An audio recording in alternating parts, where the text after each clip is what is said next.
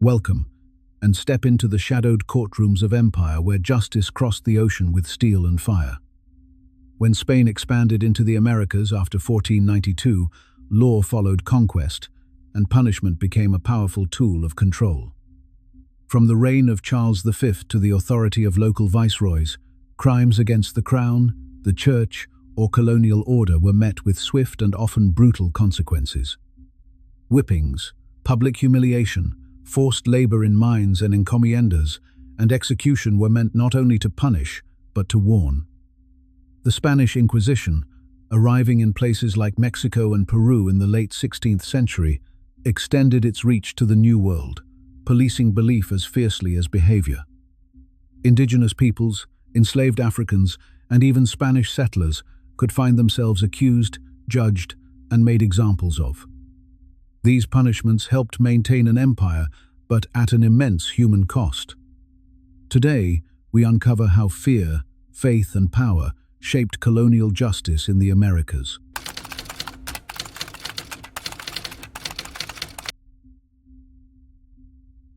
When Christopher Columbus stepped onto the shores of Guanahani on the 12th of October 1492, he carried with him more than ambition and navigational charts. In his sea chest lay the accumulated weight of Castilian law, centuries of legal traditions forged in the Reconquista, tested in municipal courts, and blessed by papal authority. The Taíno people who greeted him that day possessed their own intricate systems of justice, their own codes of conduct enforced by caciques and behiques. But, within a generation, these would be buried under an avalanche of Spanish legal precedent. What followed was not merely a military conquest, but a juridical one, as Spain attempted to transplant an entire European legal apparatus onto societies that had governed themselves for millennia. The collision between these two worlds of law and punishment would define 3 centuries of colonial rule and leave scars that persist to this day.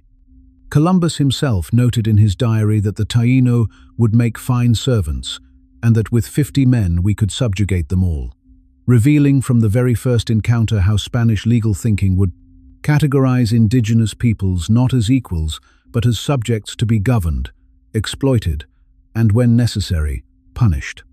The earliest Spanish settlers in Hispaniola operated in a legal twilight zone, improvising punishments according to their own interpretations of Castilian law and personal prejudice. Columbus himself, serving as the island's first governor, ordered the hands cut off indigenous people who failed to deliver their quota of gold, a punishment derived from European practices for thieves and rebels, now applied to people whose only crime was being unable to meet impossible demands. Every Taíno over 14 years old was required to deliver a hawk's bell full of gold dust every 3 months. Those in regions without gold had to provide 25 pounds of spun cotton. Those who failed received brass tokens to wear around their necks when they complied. Those without tokens, when Spanish patrols arrived, faced mutilation. Bartolomé de las Casas, who arrived in Hispaniola in 1502, later wrote that he saw indigenous people with their hands still hanging from their wrists by the skin, wandering in shock through the villages.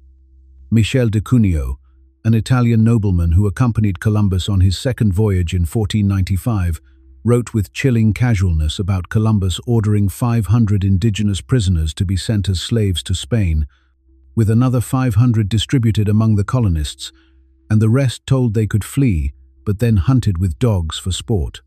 By 1503, Queen Isabella had grown concerned enough about reports of chaos and abuse that she issued a royal decree establishing the encomienda system, ostensibly to protect indigenous peoples by placing them under the care of Spanish settlers. The Queen's decree of the 20th of December 1503 stated that indigenous peoples should be free and not subject to servitude, yet in the same breath authorized the governor to compel them to work for Spanish settlers. In reality, it created a legal framework for exploitation, where encomenderos could demand labor and tribute from indigenous communities assigned to them, with the Crown's blessing and the threat of punishment for non-compliance. The encomienda merged Spanish feudal traditions with New World realities, creating a hybrid institution that would become the foundation of colonial punishment for the next century. Nicolás de Ovando, governor of Hispaniola from 1502 to 1509, used the system to grant encomiendas to 307 Spanish settlers, parceling out indigenous communities like property in a will. The first systematic attempt to regulate this emerging colonial order came with the Laws of Burgos, promulgated by King Ferdinand on the 27th of December, 1512, in the Castilian city from which they took their name. These 35 ordinances represented the Crown's response to mounting criticism from Dominican friars like Antonio de Montesinos, who had begun denouncing the treatment of indigenous peoples from Caribbean pulpits. The debate had been fierce in the Spanish court, with jurist Juan López de Palacios Rubios and theologian Matías de Paz arguing over whether indigenous peoples could be justly enslaved. The Laws of Burgos were revolutionary in their acknowledgement that indigenous people possessed souls and certain rights, yet conservative in their acceptance of forced labor as legitimate. They stipulated that indigenous laborers should not be beaten with whips or sticks or anything else, but rather with a leather strap, and only for just cause, a distinction that must have seemed absurd to those on the receiving end. The ninth law specified that pregnant women after their 4th month and nursing mothers should be sent to work in the fields near the house rather than in the mines, and should be given lighter tasks, a provision that acknowledged the brutal reality that women were being worked to death even during pregnancy. The laws required that indigenous workers be given hammocks to sleep in, that they be fed cassava, bread and meat at least on Sundays and feast days, and that children under 14 not be forced to work in the mines, though they could perform light tasks like weeding or scaring away birds from crops. Yet these protections existed on parchment in Spain, while in the Americas, encomenderos thousands of miles from royal oversight continued to work people to death in gold mines and on sugar plantations. The Laws of Burgos also established the requerimiento, one of the most bizarre legal documents in colonial history, a text that Spanish conquistadors were required to read aloud to indigenous peoples before attacking them, explaining the Pope's authority to grant their lands to Spain and demanding their immediate submission to Spanish rule and Catholic faith. Written by Palacios Rubios himself, the requerimiento declared, "If you do not do this, or if you maliciously delay in doing so, I certify to you that, with the help of God, we shall forcefully enter your country and shall make war against you in all ways and manners that we can, and shall subject you to the yoke and obedience of the Church and of their highnesses. We shall take you and your wives and your children, and shall make slaves of them." Those who refused could be legally enslaved and punished. The document was often read in Spanish to people who couldn't understand the language, shouted from ships before landing, or recited to empty villages in the middle of the night. The conquistador Gonzalo Fernández de Oviedo later wrote with bitter irony that he couldn't decide whether to laugh or cry at this legal absurdity, asking how indigenous peoples could be expected to understand complex theological arguments about papal succession and Portuguese-Spanish territorial agreements. Bernal Díaz del Castillo, who accompanied Hernán Cortés in the conquest of Mexico, recalled in his memoirs that the requerimiento was sometimes read to trees and empty fields before battles, a legal formality that satisfied Spanish consciences while changing nothing about the violence that followed.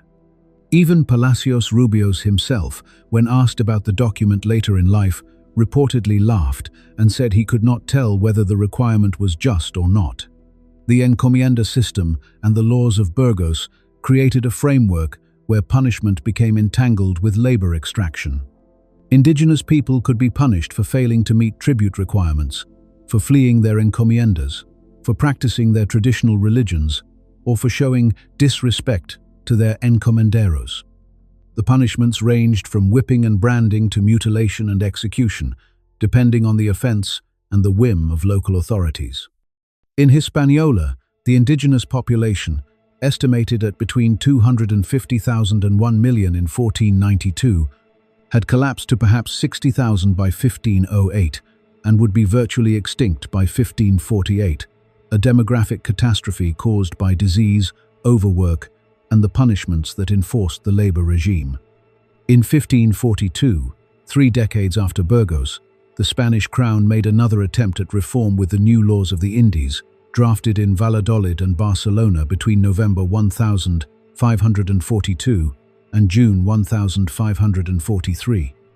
These laws, heavily influenced by Bartolomé de las Casas's tireless advocacy and his shocking presentation to Emperor Charles V of indigenous suffering, were more radical in their intentions. They prohibited the enslavement of indigenous peoples under any circumstances, ordered the gradual elimination of the encomienda system by making encomiendas non-inheritable, forbade excessive tribute requirements, and established that indigenous communities should be governed by royal officials rather than private encomenderos.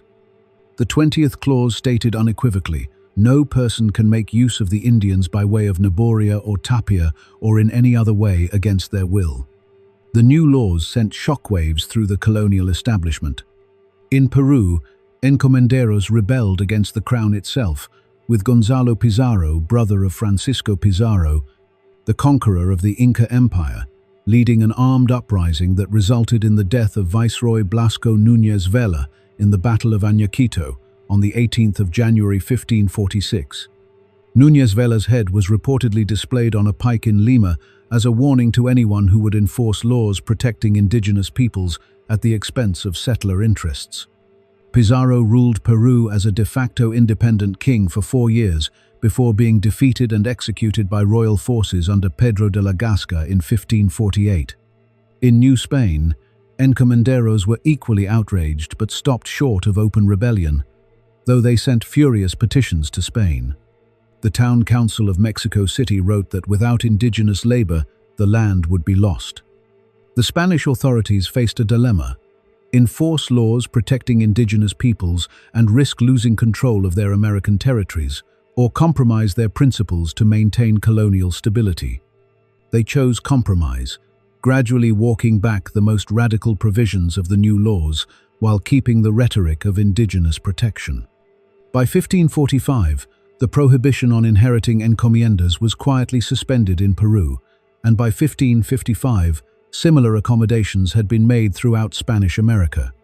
The result was a legal system that existed on 2 levels: the official laws proclaimed in Spain and the law of the Indies as actually practiced in America, where distance and self-interest created vast gaps between principle and reality. As Spanish dominion expanded from the Caribbean to Mexico, Peru, and beyond, the legal apparatus grew more elaborate. The conquest of the Aztec Empire by Hernán Cortés between 1519 and 1521, and the Inca Empire by Francisco Pizarro between 1532 and 1572 brought millions more people under Spanish legal jurisdiction. The Recopilación de las Leyes de Indias, compiled over decades by jurists including Antonio de León Pinelo and Juan de Solorzano Pereira, and finally published in 1680 during the reign of Charles II, attempted to systematize the bewildering mass of royal decrees, ordinances, and judicial decisions that had accumulated over nearly 2 centuries of colonial rule.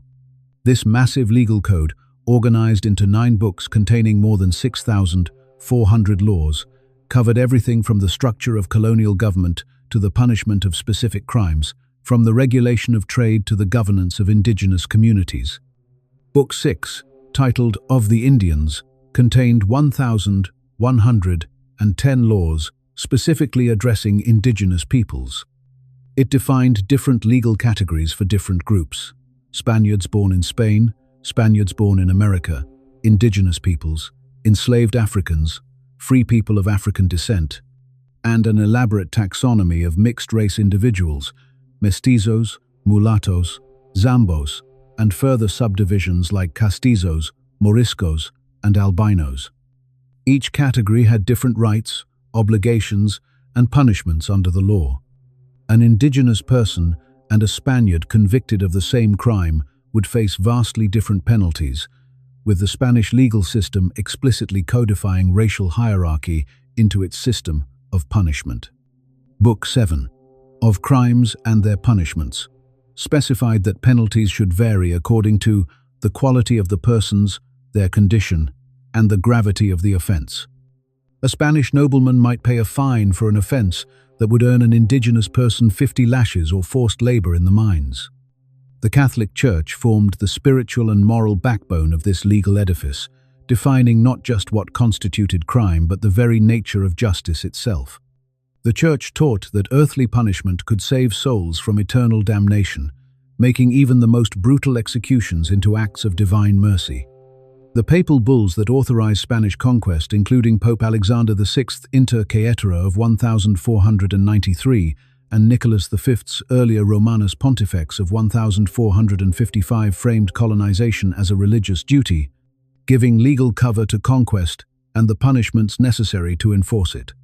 The Inquisition, formally extended to the Americas in 1569, with tribunals established in Mexico City under Inquisitor Pedro Moya de Contreras, Lima under Servan de Cerezuela, and later Cartagena de Indias in 1610, represented the fusion of religious and civil authority in matters of punishment. While the Inquisition officially lacked jurisdiction over indigenous peoples, a provision established in 1571 when Philip II decreed that Indians were too new in the faith to be held fully accountable for heresy, it wielded enormous power over everyone else. This exemption was both a recognition of indigenous vulnerability and a practical acknowledgement that prosecuting millions of recent converts would overwhelm the system. Instead, indigenous religious practices were handled by bishops and parish priests through the Provisorato de Indios, which could still impose harsh punishments for idolatry. The Holy Office, as the Inquisition was known, punished not just formal heresy but a vast category of offenses it deemed threats to religious orthodoxy. Protestantism, Judaism, practiced in secret by conversos, blasphemy, witchcraft, bigamy, and solicitation by priests in the confessional. The auto de fe, the public ceremony where the Inquisition announced its verdicts and carried out punishments, became a spectacular display of religious and political power.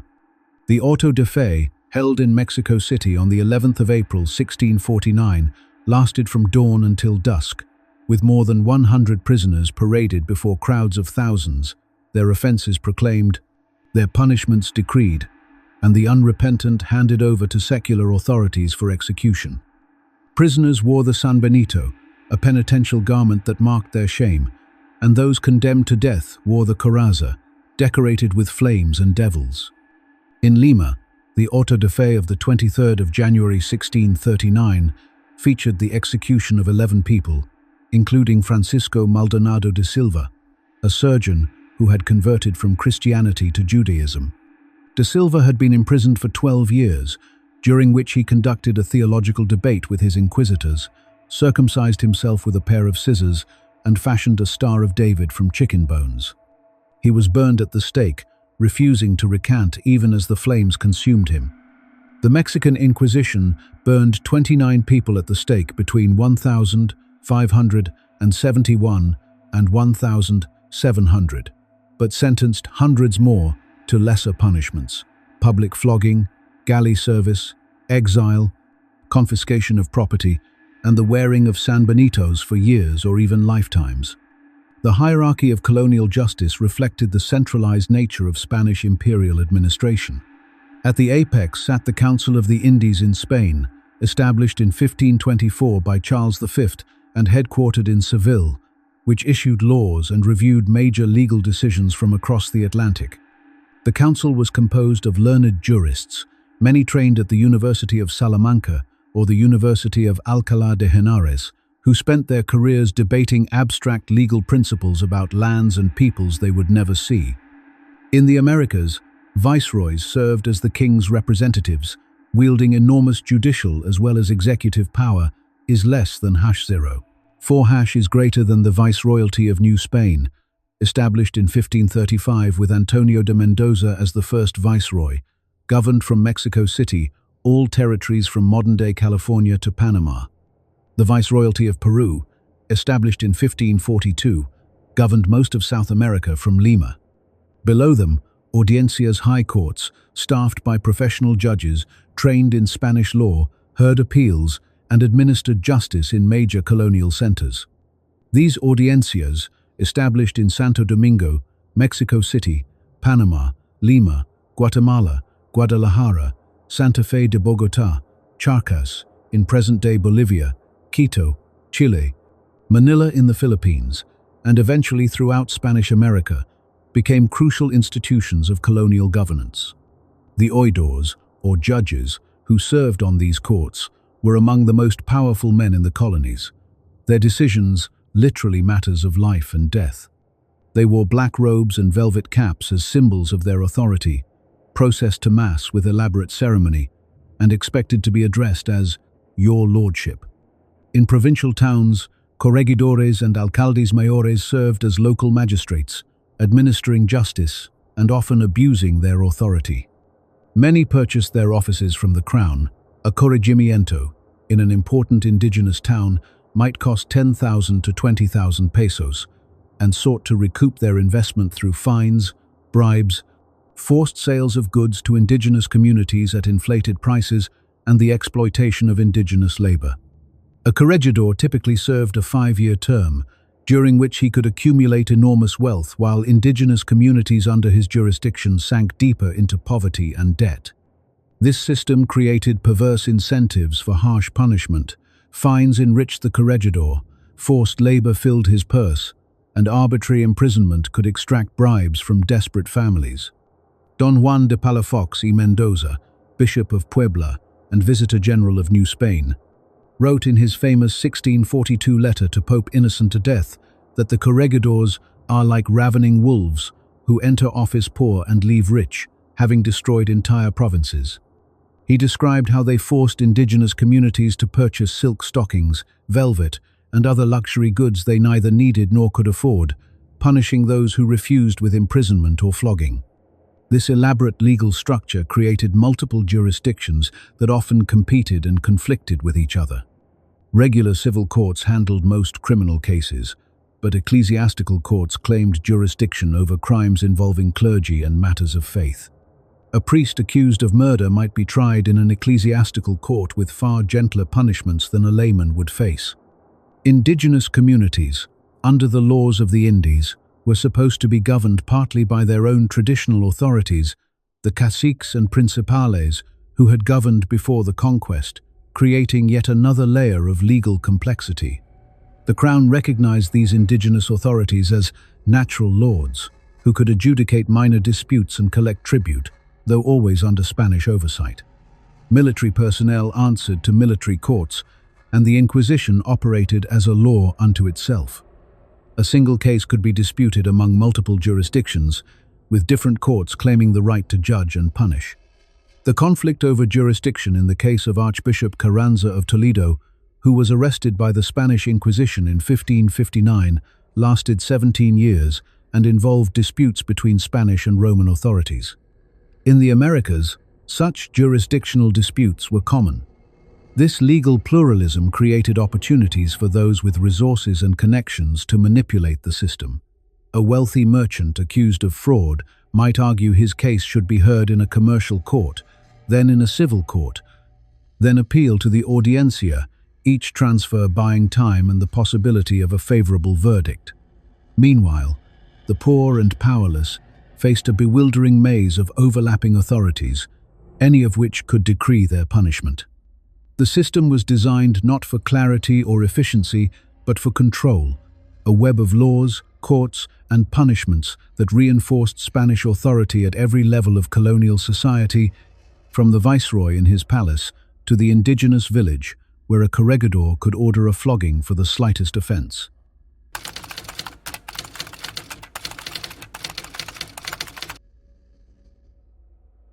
On the morning of the 14th of March 1781, in the main plaza of Cusco, the former capital of the Inca Empire, Spanish authorities staged what they intended to be the ultimate demonstration of colonial power. José Gabriel Condorcanqui, who had taken the name Tupac Amaru II to invoke his imperial ancestors, was forced to witness a carefully choreographed sequence of horrors.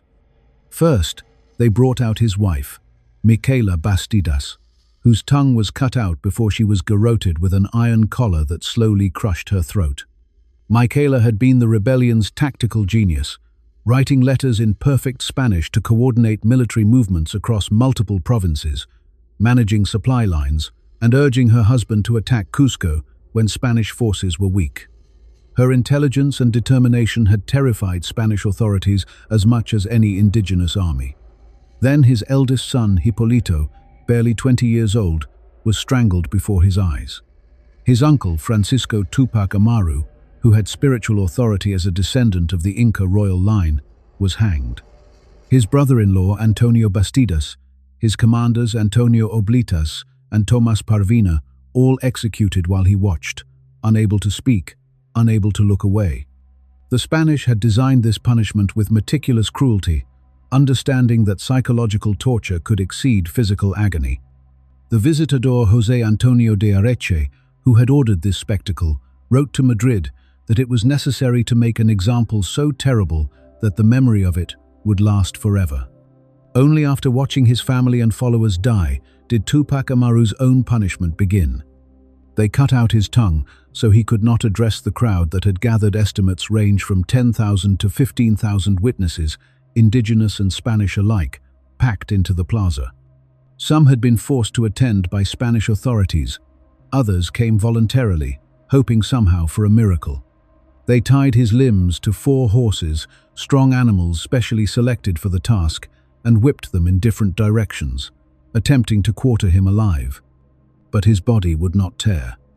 For half an hour, the horses strained while Tupac Amaru remained whole, his extraordinary physical endurance becoming an unintended testament to indigenous resilience. Some witnesses later claimed they heard him cry out to God, though with his tongue removed, this may have been wishful mythology. Finally, frustrated and perhaps unnerved by this failure that seemed to mock Spanish power, the officers ordered him beheaded and his body cut apart with knives. His head was sent to Tinta, where the rebellion had begun, his arms to Tungasuka and Carabaya, his legs to Livitaca and Santa Rosa, and his torso burned, the ashes scattered in the Huatanay River so that nothing of him would remain to become a shrine. Yet in their very efforts to erase him, the Spanish ensured he would never be forgotten. The Bishop of Cuzco, Juan Manuel Moscoso, who had initially supported Tupac Amaru's legal petitions before the rebellion, watched the execution with tears streaming down his face. This execution was not justice, it was theater, a performance of power designed to write a lesson in blood across the landscape of colonial Peru. The whip was perhaps the most ubiquitous instrument of Spanish colonial punishment, its crack echoing through mines, plantations, workshops, and public squares from Mexico to Chile. Every encomendero, corregidor, and overseer possessed one, and the laws of the Indies, for all their supposed protections, acknowledged flogging as an acceptable punishment for indigenous peoples and enslaved Africans, while technically prohibiting its use on Spaniards of good standing. The distinction was crucial.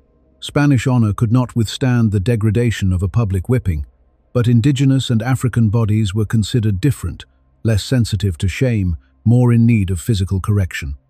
This belief was encoded in legal treatises like Juan de Solorzano Pereira's Politica Indiana, which argued that corporal punishment was necessary for those of lesser capacity to understand justice. In the silver mines of Potosí, high in the Andes at 4,090 meters above sea level, where the thin air made every breath a struggle, indigenous workers conscripted through the meter system faced the lash for arriving late, for failing to meet quotas of 12 bags of ore per day, for attempting to escape, or for no reason beyond an overseer's bad mood. The Jesuit priest Alonso de Ovalle, writing in his Histórica Relación del Reino de Chile in 1646, described seeing indigenous miners receive 50 lashes for minor infractions, their backs reduced to ribbons of flesh, the blood mixing with the silver dust that covered everything in Potosí. The chronicler Bartolomé Arzanz de Ursúa y Vela, who lived in Potosí and documented its history in the early 18th century, recorded that overseers used whips made from bull hide called azotes, and that the screams of those being punished echoed through the tunnels, creating an atmosphere of constant terror. In the sugar plantations of coastal Peru and the Caribbean, enslaved Africans endured similar brutality under the supervision of mayordomos, who kept meticulous records of punishments administered.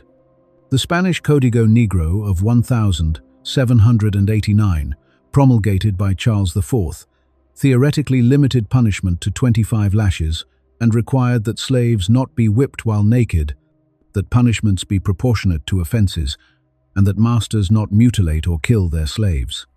But this regulation was honored mainly in the breach, particularly in remote estates, far from royal officials.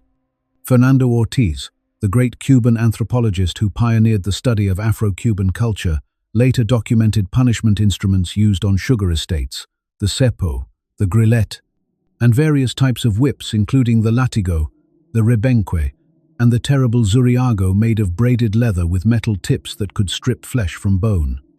Ortiz collected oral histories from former slaves in the 1900s who remembered or had heard from their parents about punishments that included the bocabajo, forcing a slave to lie face down while being whipped, and the escalera, tying someone to a ladder before flogging. In Trinidad de Cuba, the ingenio of the Iznaga family, one of the wealthiest planter dynasties, featured a tower from which overseers could observe the entire plantation and the enslaved workers in the fields, a panopticon of surveillance where the possibility of punishment was ever present. Branding extended the mark of punishment beyond the moment of pain into permanent stigma, transforming the body itself into a document of subjugation. The Spanish adopted this practice from medieval European customs, where criminals and slaves were marked with hot irons to identify them forever. Thieves branded with a T, vagabonds with a V. In the Americas, this took on new dimensions of racial control and commercial documentation. Indigenous people who attempted to flee their encomiendas might be branded on the face or hand with an F for fugitivo, ensuring they could never hide their status. Enslaved Africans were branded multiple times throughout their journey into bondage, first by Portuguese or Spanish slavers on the African coast with a mark indicating they had been purchased, then upon arrival in the Americas with the royal carimbo after import duties were paid, and finally with their owner's initials or symbol.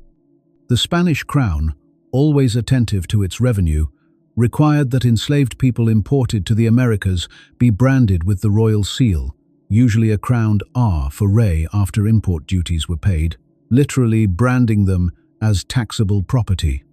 In 1540, the royal treasurer in Mexico City, Gonzalo de Salazar, reported branding 1,000 enslaved indigenous people in a single month, each receiving the mark of the crown on their cheek with a hot iron heated in braziers set up in the main plaza. The ceremony was public, ensuring that everyone understood the power of Spanish authority to mark bodies as property. The Dominican friar, Tomás de Mercado, writing in his Suma de Tratos y Contratos in 1571, described the branding process in Cartagena de Indias, the major slave port on the Caribbean coast of New Spain. Enslaved Africans freshly arrived from the Middle Passage, already traumatized by months in shipholds, were herded into corrals near the port, where merchants heated their branding irons and marked the terrified people like cattle, nay, like sacks of grain, as Mercado put it, with obvious distress. The smell of burning flesh mingled with the salt air of the Caribbean. Some bore 5 or 6 different brands on their chests, shoulders, and faces, each mark representing a transaction, a tax paid, an owner claimed. Alonso de Sandoval, another Jesuit working in Cartagena in the early 1600s, documented in his treatise De Instauranda Aethiopum, salute that some enslaved people arrived bearing brands from multiple traders, creating a kind of commercial palimpsest on human skin. He interviewed hundreds of enslaved Africans about their experiences and recorded that the pain of branding was often less traumatic than the psychological horror of being marked as property, of having one's humanity legally denied through a scar burned into flesh. In Lima, the Mercado de Negros near the Plaza Mayor featured a stone platform where enslaved people were displayed for sale, and potential buyers would examine their brands to verify legal ownership and trace their commercial history. Mutilation served as both punishment and warning, creating living monuments to the consequences of resistance that walked among the population as constant reminders of Spanish power. The practice had deep roots in Spanish medieval law, codified in the Siete Partidas of Alfonso X, the wise in the 13th century, where thieves lost hands, perjurers lost tongues, and those who insulted the king lost ears or noses. In the Americas, these punishments acquired new political meanings and were applied with a frequency that would have shocked medieval Spanish jurists. After the Mixton War of 1540 to 1541, when indigenous peoples in Nueva Galicia rose against Spanish rule under the leadership of the Caxcan chief Tenamastal, the conquistador Cristobal de Oñate, founding father of the city of Guadalajara, ordered mass mutilations of captured rebels. According to the testimony of the conquistador Juan de Tolosa, hundreds of indigenous prisoners had their right hands severed in a systematic campaign of terror, then were sent back to their communities as warnings. Tenamastal himself was eventually captured and sent to Spain, where he spent years petitioning the Council of the Indies for justice, arguing that his people had been defending themselves against illegal enslavement.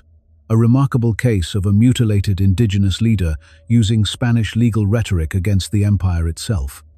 In the Yucatan, Diego de Landa, the Franciscan bishop who later wrote the invaluable Relación de las Cosas de Yucatán, documenting Maya culture, conducted an anti-idolatry campaign in 1562 that revealed the contradictions at the heart of Spanish colonialism. Landa had discovered that Maya nobles were continuing to practice traditional religious ceremonies in secret, maintaining codices with hieroglyphic writing and venerating old gods alongside Christian saints. His response was furious and methodical. At the town of Mani on the 12th of July 1562, Landa organized an inquisition that lasted 3 months, during which 4,500 Maya people were tortured, and 158 died from their injuries. The tortures included not just flogging but the crushing of hands and feet of Maya priests accused of continuing traditional religious practices, suspending people by their wrists with heavy stones tied to their feet, and waterboarding. Landa also burned 27 Maya codices, destroying an irreplaceable library of indigenous knowledge, astronomical calculations, historical records, religious texts that he deemed works of the devil. The irony was bitter. Landa destroyed countless Maya codices while simultaneously creating invaluable documentation of Maya civilization in his own writings. Those who survived his punishments carried their mutilations as warnings to others, and the collective trauma of the Mani Inquisition resonated through Yucatec Maya communities for generations. When Landa returned to Spain, the Council of the Indies actually investigated his conduct, finding that he had exceeded his authority, though he was eventually absolved and returned to Yucatan as bishop in 1573. In Chile, during the Arauco War that began in 1536 and continued intermittently for over 300 years, making it one of the longest wars in human history. Captured Mapuche warriors sometimes had their noses and hands cut off before being released, their disfigurement intended to discourage further resistance.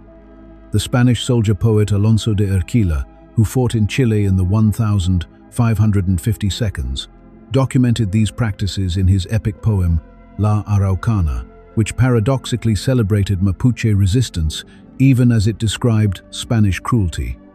Ercilla wrote of the Mapuche leader Caupolicán, captured and impaled on a stake in 1558, suffering for 3 days before dying. The governor, Garcia Hurtado de Mendoza, ordered that captured Mapuche leaders have their noses cut off as a mark of defeat and humiliation.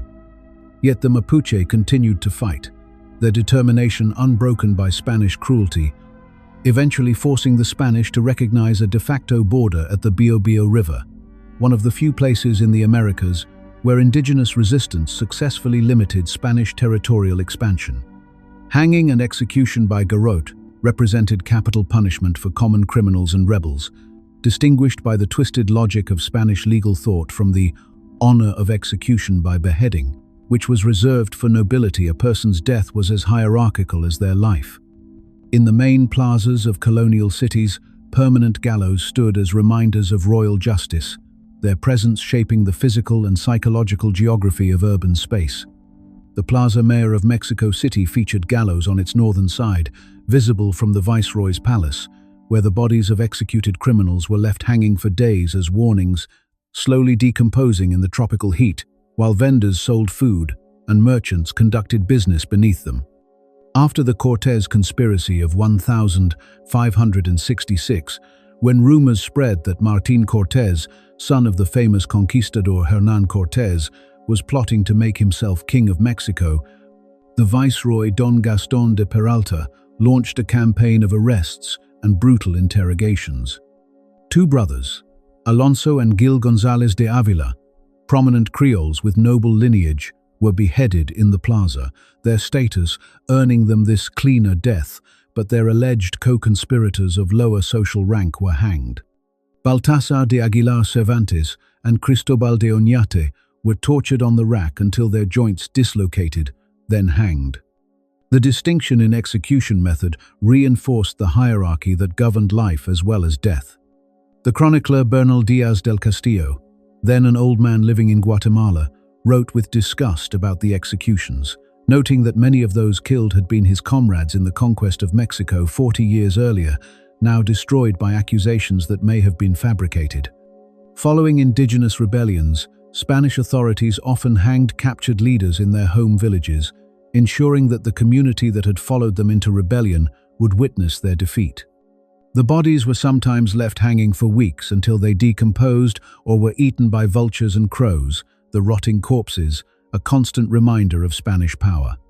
After the Pueblo Revolt of 1,680 inches, New Mexico, when the Spanish finally reconquered the region 12 years later under Diego de Vargas, they executed dozens of Pueblo leaders. At the Pueblo of Acoma, which had a history of resistance dating back to 1599, when Juan de Oñate had ordered the amputation of 1 foot from every adult male following a rebellion, Spanish soldiers hanged resistance leaders from the cliffs of the mesa upon which the pueblo was built.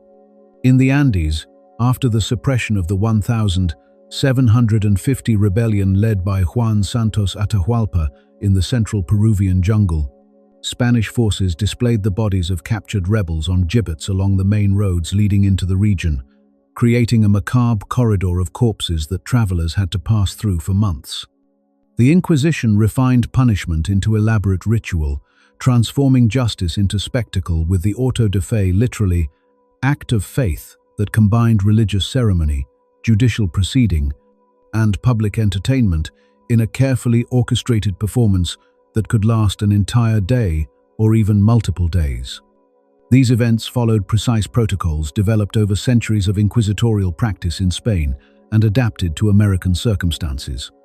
The night before an auto de fe, the green cross of the Inquisition would be erected in the main plaza, draped in black cloth as a symbol of mourning for souls lost to heresy. On the morning of the ceremony, church bells would ring continuously from every tower in the city, creating a sonic landscape of solemnity and dread. Processions formed with military precision. First came the cross-bearers, carrying the green cross now unveiled.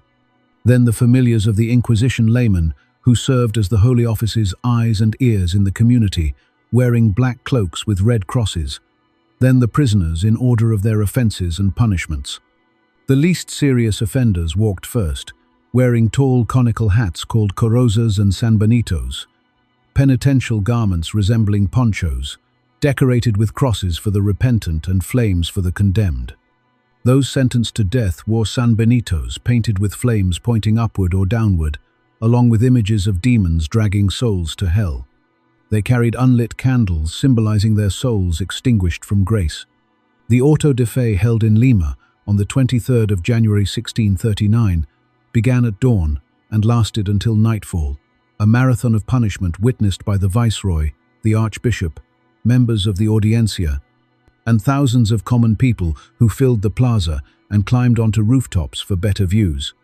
First, the inquisitors, dressed in black robes, seated on an elevated platform decorated with the coat of arms of the Spanish monarchy and the seal of the Inquisition, read a sermon on the necessity of punishing heresy to preserve the faith. Dr. Juan de Mañosca, the chief inquisitor, spoke for over an hour about the spiritual cancer of heresy and how it must be cut from the body of the church. Then, one by one, each prisoner's crimes were proclaimed to the crowd in excruciating detail. Some received reconciliation; they would be flogged publicly, perhaps sentenced to service in the galleys rowing Spanish warships or exiled to remote frontier regions, stripped of their property which was confiscated by the Inquisition, but spared death. The humiliation of public flogging, often administered right there in the plaza while the auto de fe continued, was itself a severe punishment.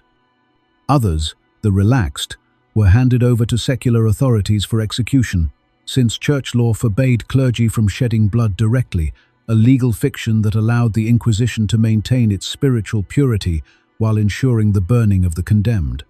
This hypocrisy was not lost on observers.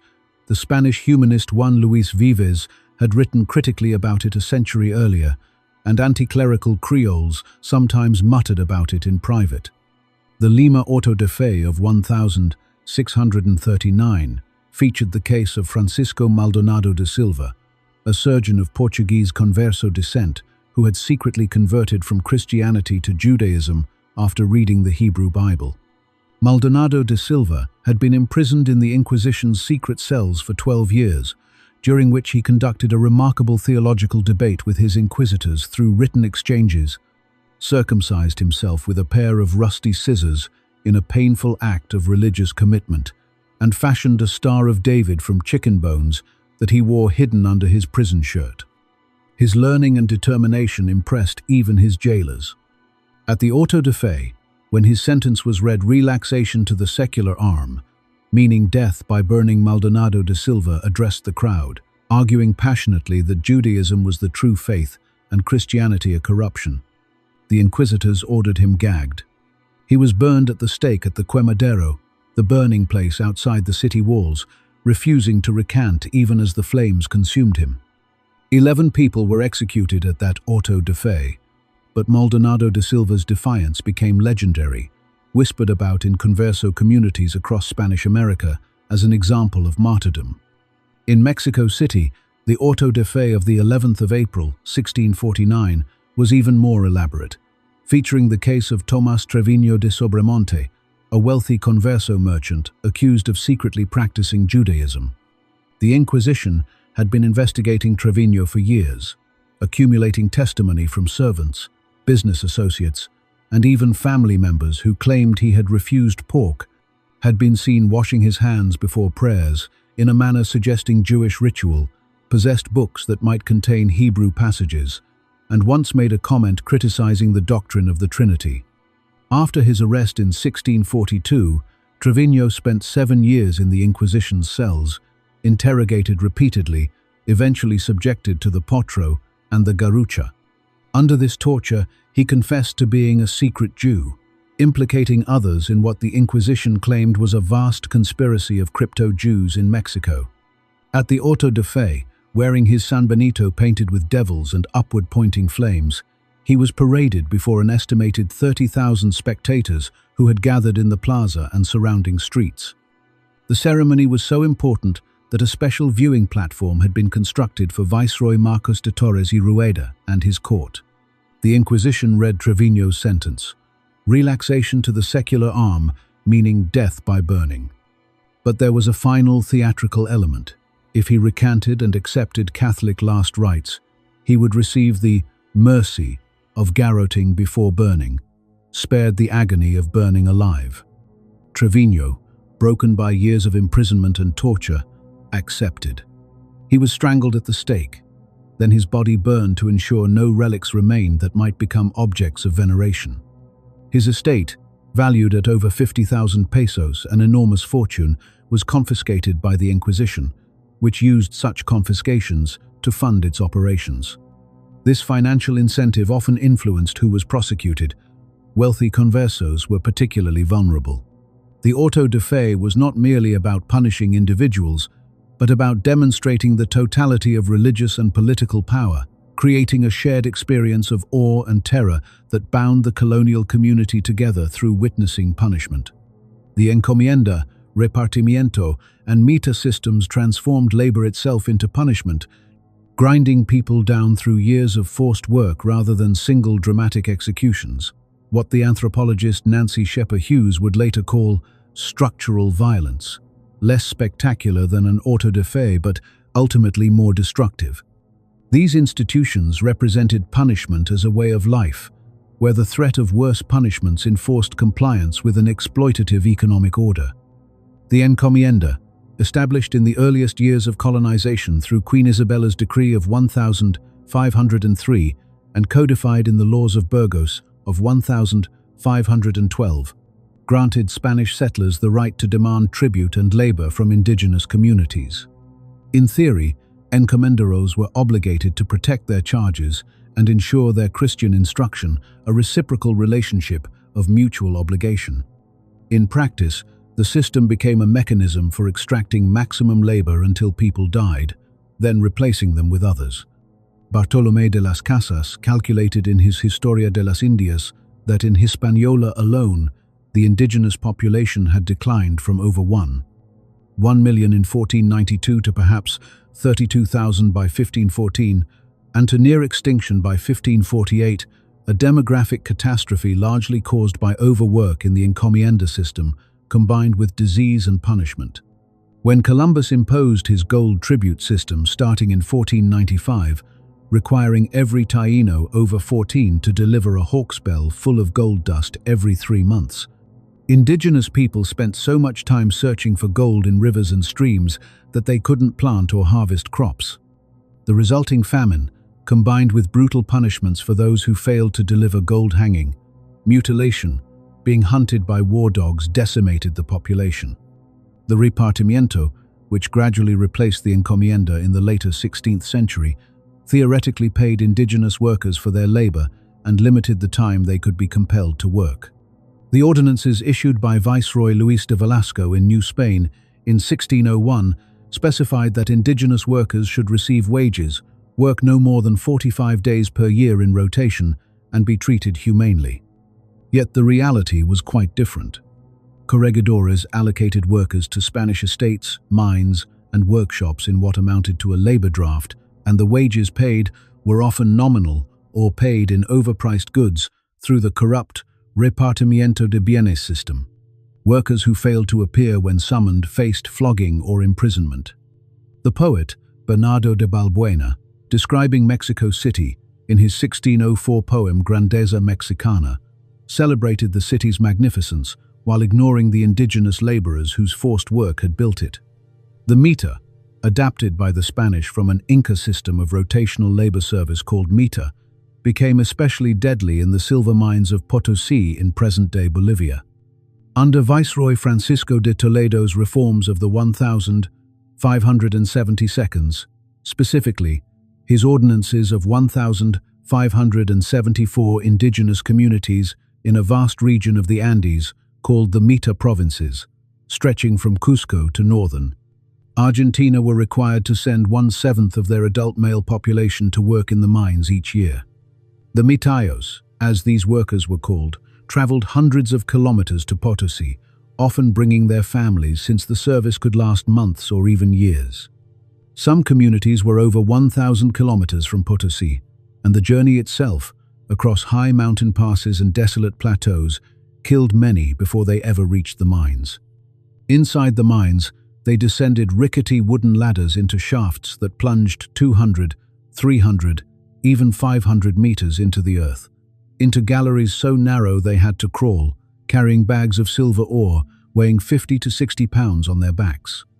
The air was thick with dust and toxic fumes from mercury used in silver processing through the amalgamation method introduced in the 1570. Workers labored by candlelight in temperatures that swung from freezing cold near the surface to stifling heat in the deep shafts.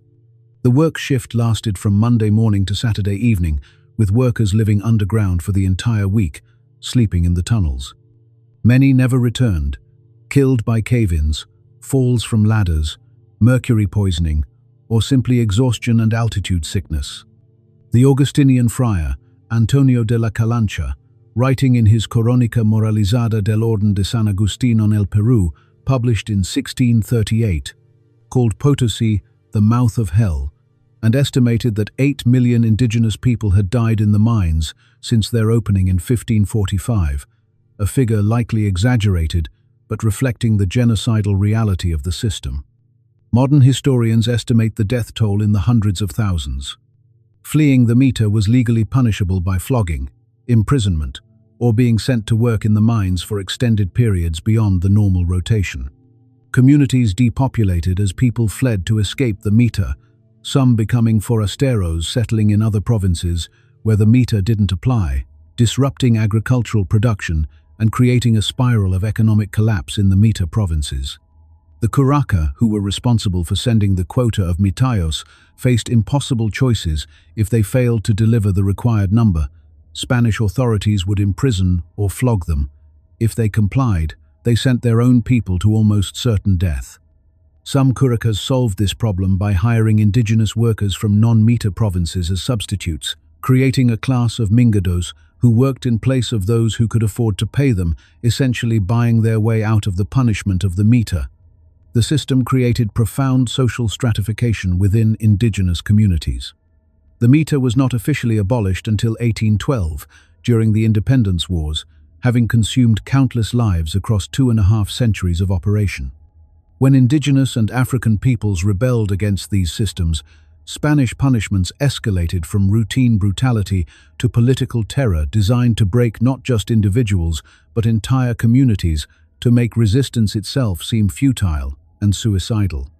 The 1712 Tzeltal rebellion in Chiapas saw Maya communities rise against exploitative priests and encomenderos under the leadership of a young indigenous woman named Maria de la Candelaria, who claimed to have visions of the Virgin Mary telling her that indigenous people should worship their own saints. The rebellion, sometimes called the Virgin of Cancuk Rebellion, after the town where it began, saw Tzeltal communities establish their own religious practices, blending Catholicism with indigenous traditions, ordaining their own priests, and driving out Spanish clerics. When Spanish forces under the governor Toribio de Cosio finally suppressed the rebellion after 4 months of fighting, the retribution was ferocious. Leaders were hanged in public squares, their bodies quartered and displayed in different towns. Entire villages suspected of supporting the rebellion were burned, their populations scattered. The Spanish Captain General reported executing 78 identified rebel leaders, but the actual death toll from fighting, executions, and subsequent retribution likely reached between 1,000 and 5,000. Maria de la Candelaria was executed, though the exact method of her death remains disputed in historical records. Some sources say she was hanged, others that she was burned at the stake. The rebellion so frightened Spanish authorities that they prohibited indigenous people in Chiapas from holding certain religious festivals and restricted their access to horses and weapons for decades afterward. In 1781, following the rebellion of Tupac Amaru II, Spanish authorities didn't limit their vengeance to the rebel leader and his immediate family. They hunted down anyone connected to the uprising across Peru and Upper Peru in a campaign of systematic terror. The visitador José Antonio de Areche, who had been sent from Spain to reform the colonial administration and whose heavy-handed policies had helped spark the rebellion, now directed the retribution. Tupac Amaru's young son Fernando, only 10 years old, was forced to watch his family's execution in Cusco before being sentenced to lifelong imprisonment in a Spanish prison. He was shipped across the Atlantic to Spain, imprisoned in various fortresses including the castle of San Felipe in Cadiz, and died in 1798 after 17 years of captivity, never having been allowed to return to Peru. His younger sons, Mariano and Francisco, were also imprisoned in Spain, dying in exile after decades of imprisonment. The Spanish burned Tupac Amaru's house in Tungasuka to its foundations, salted the earth so nothing would grow there, and prohibited anyone from using the name Tupac Amaru or displaying Inca symbols. They banned indigenous people from wearing traditional Inca clothing, including the unku and the lautu, from performing traditional music and dances that might celebrate Inca history, from speaking Quechua in official contexts, and even from reading the Comentarios Reales de los Incas by Garcilaso de la Vega, a mestizo historian whose writings celebrated Inca civilization. Royal authorities ordered all copies of Garcilaso's book in Peru confiscated and burned. They prohibited indigenous people from having portraits of Inca emperors and ordered the destruction of Inca iconography in churches and public buildings. These prohibitions, issued by Areche in a series of edicts in late 1781 and early 1782, extended punishment beyond the body into culture itself, attempting to sever the connection between indigenous peoples and their pre-conquest past, to make them forget who they had been before the Spanish arrived. Public punishments created what we might now call psychological warfare, using spectacle to internalize obedience and make power visible at all times. The Spanish understood intuitively what the French philosopher Michel Foucault would later theorize in Discipline and Punish, that power becomes most effective when it is visible and unverifiable, when the subjected populations can see punishment enacted on others and must assume they are always potentially subject to it themselves.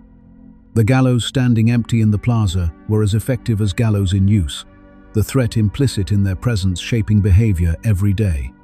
When the Inquisition imprisoned someone, it often announced the arrest publicly, but kept the charges secret, allowing rumors and fear to spread through the community like a contagion.